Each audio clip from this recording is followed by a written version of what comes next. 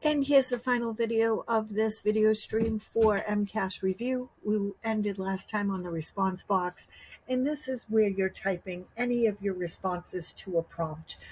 You may be reading a selection, it may be asking your opinion, you may be explaining some kind of technological situation or science. It may even be a math open response. When you're utilizing a response box, you will see here at the bottom that as I type here, the number in the corner is going down.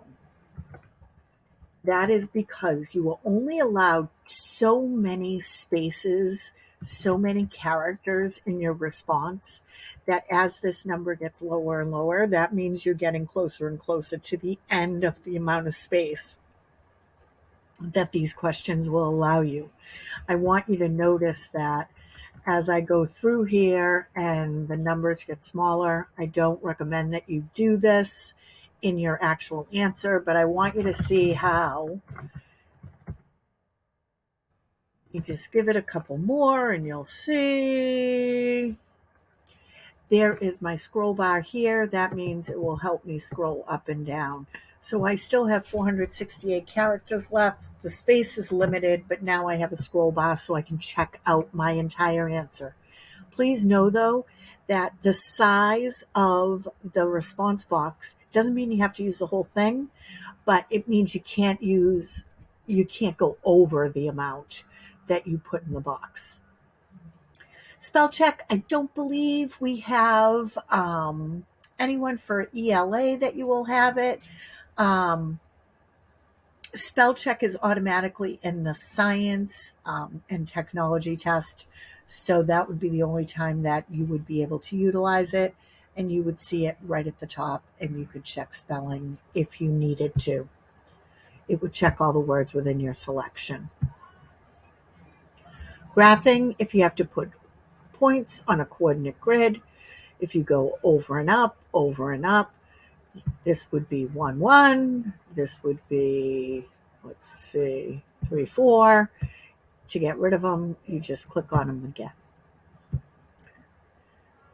Bar graph, it doesn't look like anything is here in a bar graph, but if we had to practice making bars on the bar graph, you just drag up, drag up, drag up, drag down, and you'll see that your bars are easily identifiable with different colors, and based on what the question is, you can decide how the bars need to look to represent the question.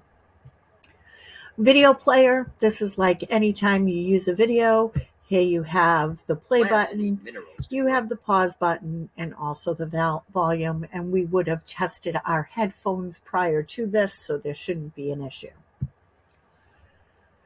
Here we are for drawing arrows. This is an interesting one, that if you need to draw arrows, you'll see right now I'm at the pointer. There is delete, or there is add an arrow. I need to click on that to add the arrow. Once again, if you weren't sure how to do this, you could always ask your teacher to help you utilize the tools. If I need to delete it, I would click here on delete. I would click on the arrow, and the arrow would disappear. Once again, I'd be into the pointer. And finally, the last page. This is a shorter video. Reminder that before you end the session, you're always supposed to raise your hand so your teacher can come over and check in to make sure that you checked all of your questions, that there aren't any orange dots remaining, and also bookmarks. You want to make sure that there are no bookmarks either. You're always going to check out in